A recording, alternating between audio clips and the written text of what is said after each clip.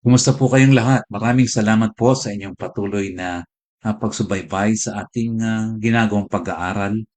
Lalo tigit dito po sa ating bagong series ngayong bagong taon.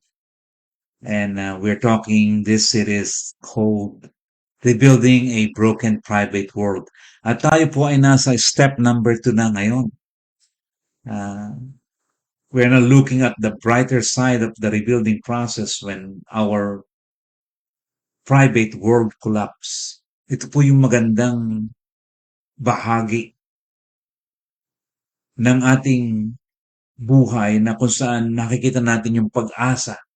And this is the goal of this study, na mabigyan po ang bawat isa sa atin na ang mundo ay gumuguho dahilan sa mga problema at kasalanan ng nakaraan, na mabigyan tayo ng pag-asa na yes, mayroon tayong pag-asa. We can still rebuild our lives. God can still rewrite, and God will rewrite your story. And so last time we discussed the first step of the rebuilding process, that is realize we are powerless, and we are powerless when we show genuine repentance. We realize that we are powerless when we utter honest confession, and we realize that we are powerless when we practice total submission to God. Tatlo po yun. Genuine repentance, honest confession, and submission to God. Genuine repentance is the first and foremost important thing in the rebuilding process. Sabi nga po ng Acts 26:20, yung pong B section. Paul said, I preach that they should repent and turn to God and prove their repentance by their deeds. And Paul made a special distinction of what genuine repentance is. Naging maliwanag po, niliwanag ni Apostol Pablo kung anong genuine repentance. And it is not mere utterance of words like, I'm sorry, Lord, or forgive me, Lord. Niliwanag po ni Apostol Pablo kung anong repentance, and that repentance is always accompanied by good deeds. Prove your repentance by deeds. Either you will stop doing something evil or start doing something amazing, and people around you will notice about it. Yun po yung genuine repentance. Laging may ebidensya ng pagbabago at mabubuting gawa. Alam po niyo, meron pong tatlong reason kung bakit ang mga tao ay nagsisisi. Ang una pong dahilan kung bakit ang tao ay nagsisisi ay ito, because of the consequences. And some people repent to avoid the evil consequences of their wrongdoings. Ayaw nilang mapapahiya. Ayaw nilang mayu-humiliate. They don't want to be punished forever in hell. Kaya ang ginagawa po nila, they repent. And they repent because of the consequences that they may suffer. Well, it's a motivation. Pangalawa po, na dahilan kung bakit ang tao ay namomotivate o sabihin natin napipilitang magsisi is because of confrontation. Some people repent because they were confronted. At wala na silang magawa. They cannot get away from it any longer. Kumbaga, sukol na sila. And they are guilty, and so they repent. The problem is, kung hindi po sila kinumpronta, magpapatuloy po sila sa kanilang pagkakasala. They would rather continue sinning than repent. Yun po ang problema ng mga tao na naghihintay pa na kumprontahin sila bago magsisi. But confrontation is a motivation. Ito'y nagmo-motivate para ang isang tao ay magsisi o ipakilala mo sa kanya na siya ay nagkamali. Pero meron pa pong isang dahilan kung bakit tayo nagsisisi. And number three is because of contrition. In the first two reasons, yung consequences and confrontation, puro letter C, ano po? Some people repent to avoid embarrassment. Ayoko mapahiya. Dito po sa pangatlo, some people repent out of their deepest and intimate relationship with their God. Out of love for God. Yun po ang dahilan. And people in this category say, I turn from sin because of my love for God. Hindi ako nagsisisi dahilan sa baka makaranas ako ng consequences lamang. Hindi lamang yun. Kasama na yun. At hindi ako nagsisisi kasi kinumpronta ako. Eh kung di naman ako kinumpronta, hindi naman ako magsisisi. Hindi ako aamin. Ito po, kahit hindi niya iniisip ang consequences, kahit hindi niya uh, iniisip na siya ikumprontahin at harapin, dahilan po sa kanyang pagiging sensitibo sa kasalanan at ayaw niyang masaktan ng kanyang Diyos na kanyang minamahal, magsisisi po siya. I turn away from sin because of my love for God. The highest expression of repentance. Kaya nung si David po ay nagkasala on 2 counts against Bathsheba and Uriah, he said, to you alone, O God, have I sinned. So, obviously, hindi naman po talaga sa Diyos lamang nagkasala si David.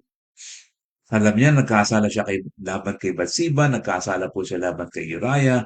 Pero alam po niyo, ang isang taong nagmamahal sa Diyos, alam niya na ang una niyang sinasaktan, sinusugatan ng puso kapag siya nagkakasala ay ang kanyang Diyos na kanyang minamahal. Kaya ganito na lang ang pagkakasabi ni David. It does not matter if no one knows. It doesn't matter if no one sees, no one heard. Ang sinasabi ng mga tao nagsisisi on this third category, I will not choose to sin because of you, my Lord and my God. May I tell you something, mga kapatid, mga kaibigan? If you're gonna be really repenting, and I will need to repent of all my sins, may the motivation that we have is not number one, not number two, but our motivation should be number three. Because of contrition, because of our love for God. Alam po niyo, the process of rebuilding our lives takes more than mere realization that we are powerless. At ito nga po yung gusto nating i-drive, i-point, i-submit sa bawat sa atin. That genuine repentance is important, but it also takes commitment to Christ's control, full control of Christ in your life, in my life. And every time we think about Christ's full control of our lives, we think of Galatians chapter 2, verse 20. It fits well. At ang sabi nga po ng classic verse na ito, focusing on committing our lives to Christ's control. Ito ang sabi po ng Galatians 2:20. I have been crucified with Christ and I no longer live, but Christ lives in me. The life I live in the body, I live by faith in the Son of God who loved me and gave himself for me. Now, what does it mean to be crucified with Christ? Let's elaborate it a little bit. Let's give some applications to what it means. Anong ibig sabihin na I have been crucified with Christ and I no longer live, but Christ lives in me. So that in the end, I can give Christ full control of my life, because Christ's full control of my life means rebuilding my broken private world. So ano pong ibig sabihin nito? Number one, to be crucified with Christ means giving up our rights. Sabi po ng talata, I have been crucified with Christ. When Christ was on the cross, we know it. He gave up all his rights. He gave up all his privileges. Everything that he deserves, he gave them up. When Christ was on the cross, he did not go down to retaliate or to get even to those who condemn him as worthy of death. When Christ was on the cross, he did not retaliate. He did not get even to those who spit at him. When Christ was on the cross, he did not retaliate. He did not get even to those who blindfolded him and struck him with their fist. He did not get even to those who beat him, even to those who denied and betrayed him. He did not retaliate. He gave up his rights. And he gave up his rights willfully.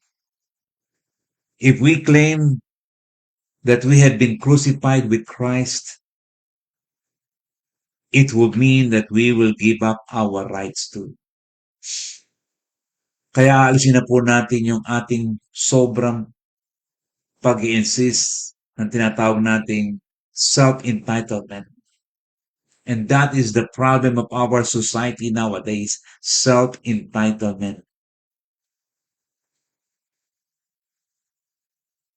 Uunahan ka, self-entitlement. Gagawan ka ng kung ano ng bagay o whatever, self-entitlement. So, when Christ was on the cross, he did not go down to retaliate or to get even. And also, when Christ was on the cross, he did not give himself some kind of reward for what he was suffering from. He did not say, oh, I deserve some pleasure, even if I cross the line for I suffer a lot. Siguro naman, bigyan ko na ng konti kasiyahan ng aking sarili. No, he did not give himself some kind of reward. He gave up all the rights and he did not reward himself. Giving up our rights just like what Christ did on the cross. Kaya ang ating sinasabi, I have been crucified with Christ, it means that we need to give up our rights and privileges that we deserve for Christ.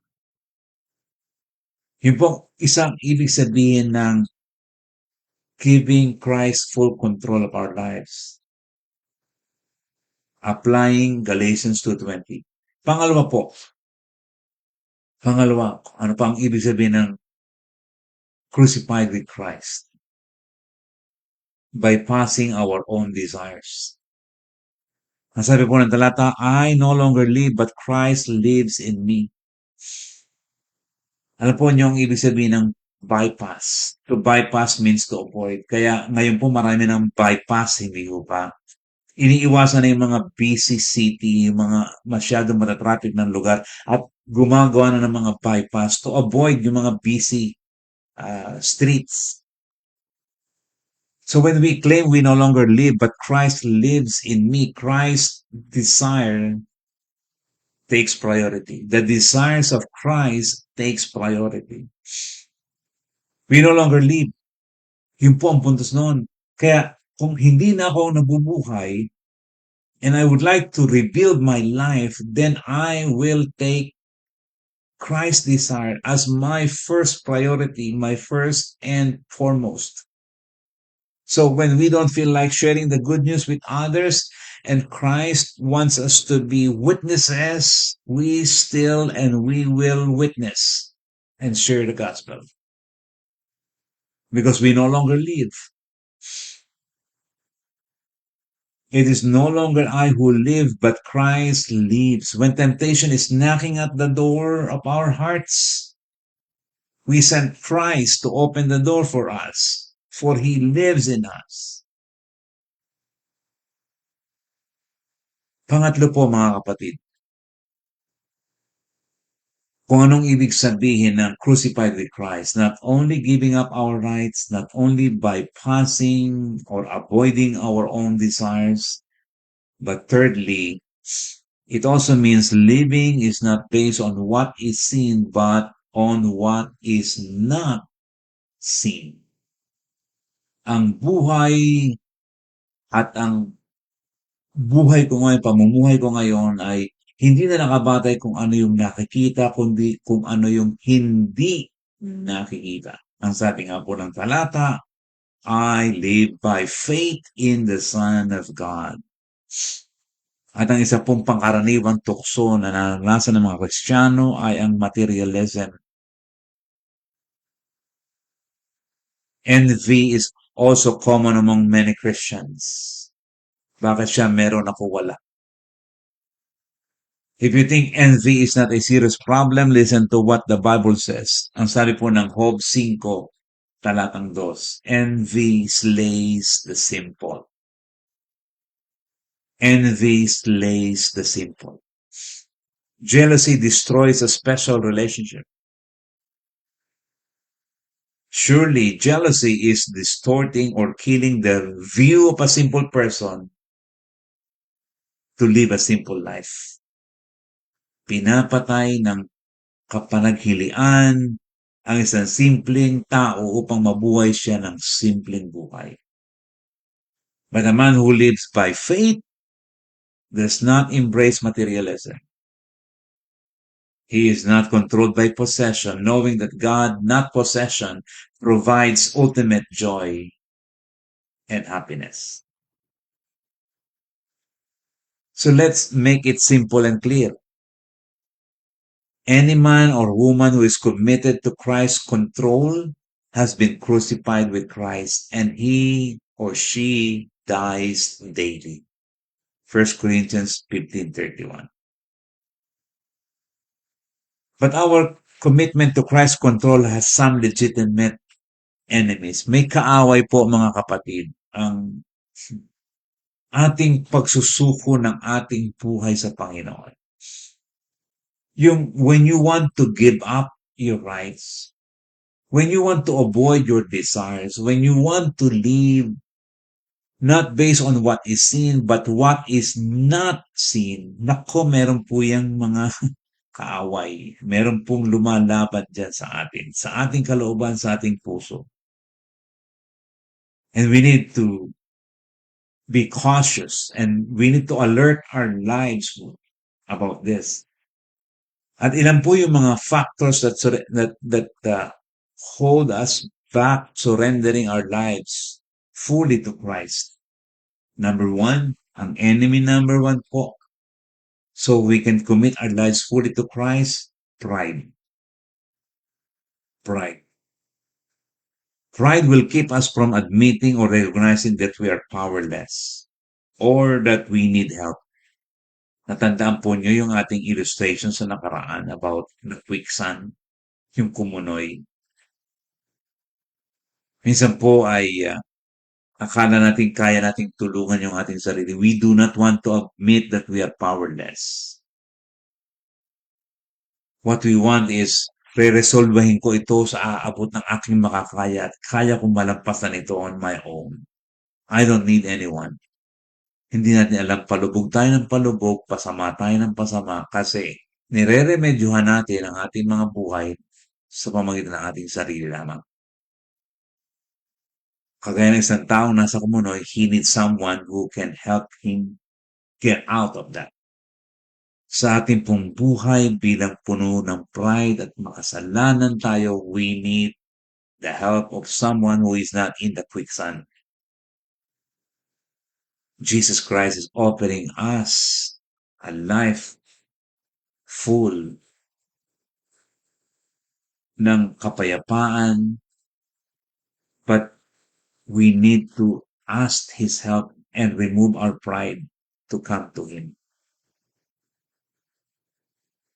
Sabi po ng Proverbs 18:12, before his downfall, a man's heart is proud, but humility comes before honor.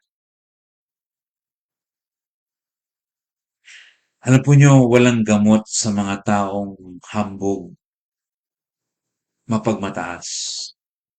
Kasi they won't accept there's anything wrong in them. It is not the business of proud people to surrender to Christ's care and control. Hindi nila aaminin may mali sa kanila. At minsan, ang mga tao dahil sa kanilang kahambugan, kaya na lamang po nila aaminin may mali sa kanila, ay para matapos na lamang ang usapan. And that is not a sincere acceptance ng ating mga pagkakamali. Ang mga tao pong puno ng kahambugan at kataasan, they will rather do their things for they are so proud na kaya nilang gawin ang mga bagay-bagay. Because of pride, they experience downfall. Ang kanilang mundo ay bumabagsak at gumugo because of pride. Kaya ang sabi po ng talata, before his downfall, a man's heart is proud, but humility comes before honor. Naalala ko po, nabasa ko yung isang kwento ng isang lalaki na seriously injured. Pero bagamat siya seriously injured at dinala po siya sa emergency room, instead of recognizing and submitting to what the doctors and the nurses were telling him to receive healing, he did something strange in the emergency room. Iba po ang ginawa niya. Kasi nga po siya ay hindi marunong tumanggap na siya ay injured, seriously injured. Ito po ang nangyari sa emergency room. He was controlling the situation and the process.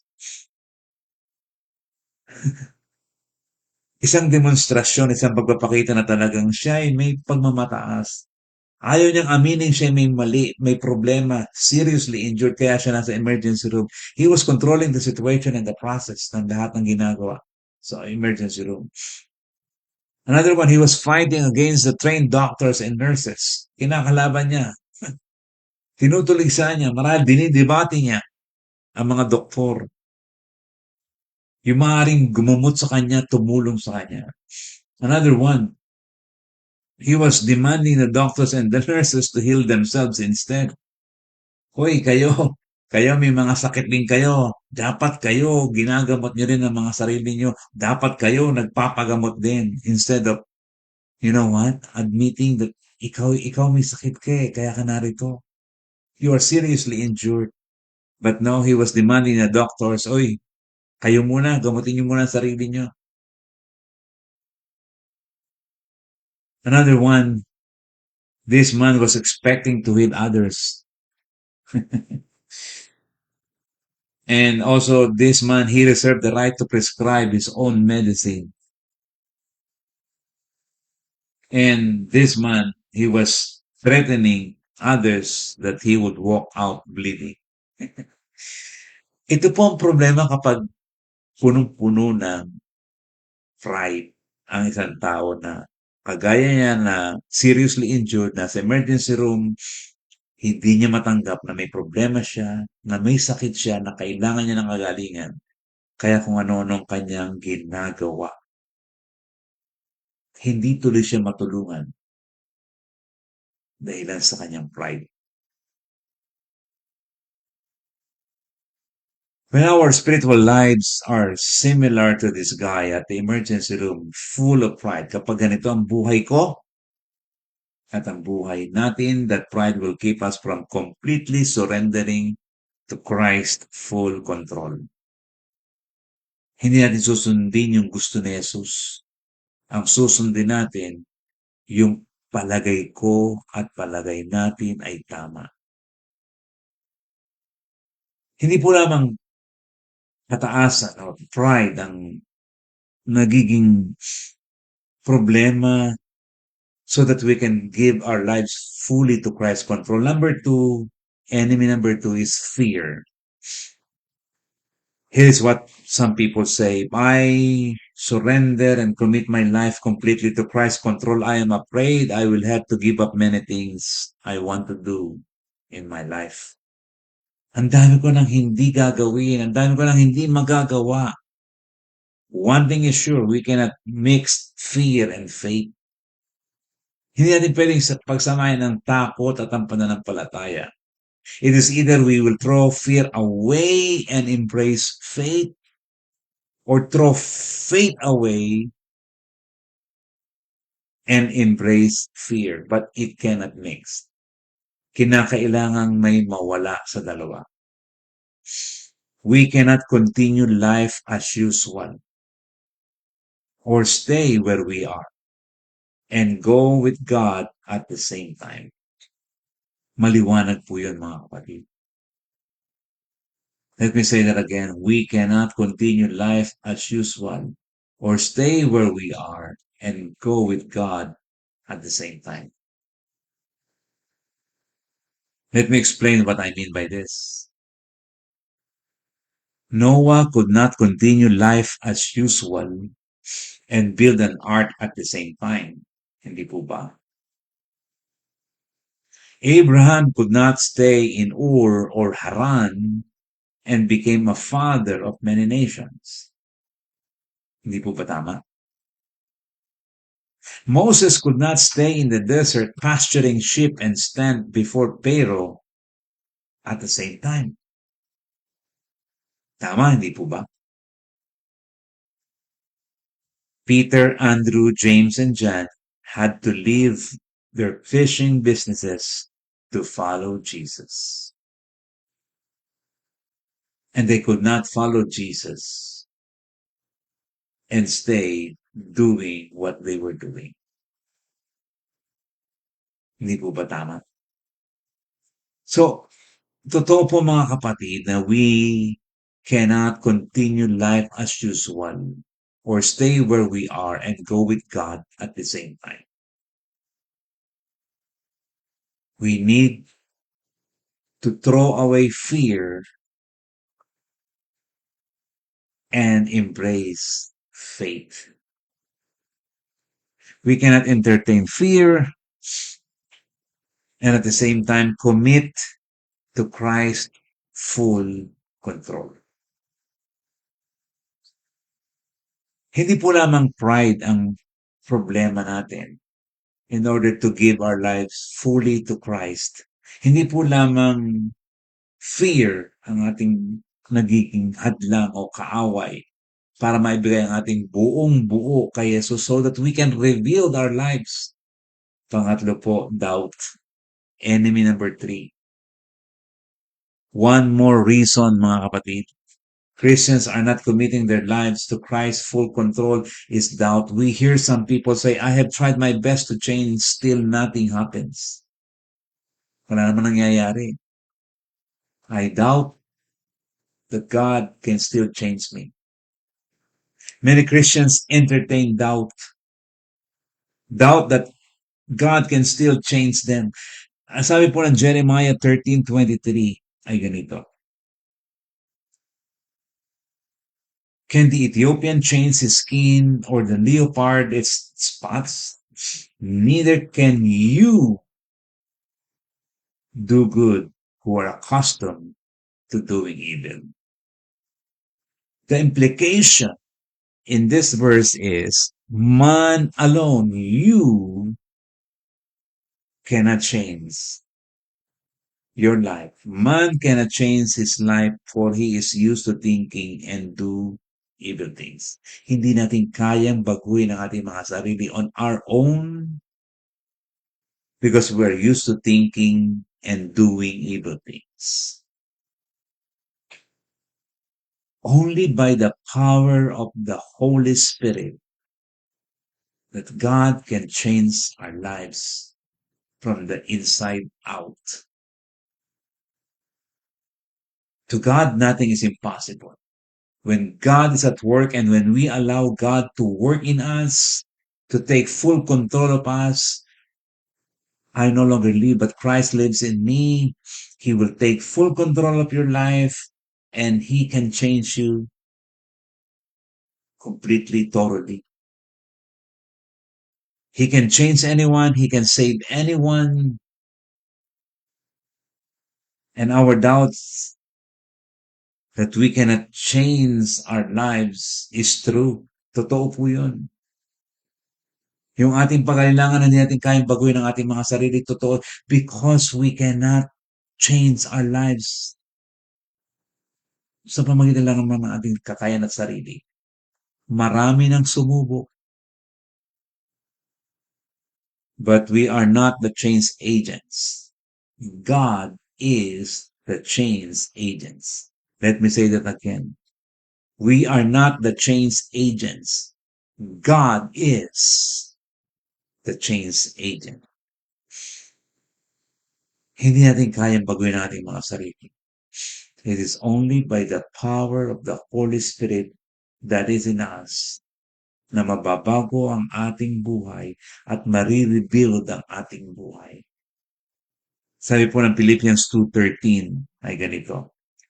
For it is God who works in you to will and to act according to His good purpose. Ang Diyos ang magbibigay, ang gagawa sa iyo upang ikaw ay magkaroon ng kalooban na at kakayanan na makagawa para sa kanyang kapurihan. Mga kapatid, we cannot do it on our own. We need to give it to God. We need to give our lives to Jesus and make Him na may full control of our lives. And that is the only way that we can rebuild our lives. Sabi nga po natin, step number 1, realize that we are powerless. And step number 2, commit fully to Christ's control. So, what is it that God is saying in you as the enemy that hinders you to commit your life fully to Christ? Ano kaya yung nakikita sa atin upang hindi natin maisuko ang ating mga sarili sa Kanya? Fully, completely. Is it our pride? Is it our fear? Baka may mawala sa atin? Is it our doubt? You know, when you trust the Word of God, you're willing to lose anything. You're willing to give up your rights.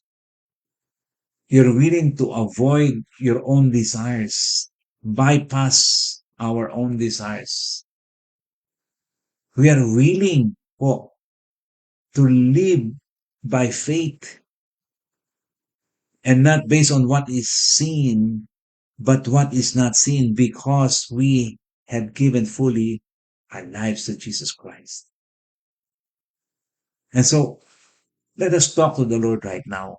Panginoon, alin ang mga bagay na ipinangungusap mo sa akin sa araw na ito na nagiging hadlang upang maibigay ko sa iyo totally in full control ang buhay ko so that you can rebuild my life.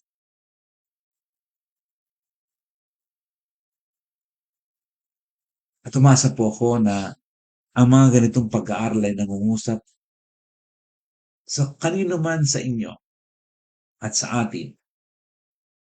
Nasaan man po kayong journey ng inyong spiritualidad. I hope that you will continue to reflect and meditate on these words natin na pag-usapan so that in the end, God can reveal your life and our lives. Muli po ating ibinabalik ang papuri sa ating Panginoong Diyos na makapagpapabago sa atin. At muli ko po kayong inaanyayahan sa susunod upang pag-aralan pa natin ang ilang steps to rebuild our broken private world. Sa Diyos po ang papuri. Muli nagpapasalamat sa inyong lahat. Jonathan Orellasa. Hanggang sa muli po.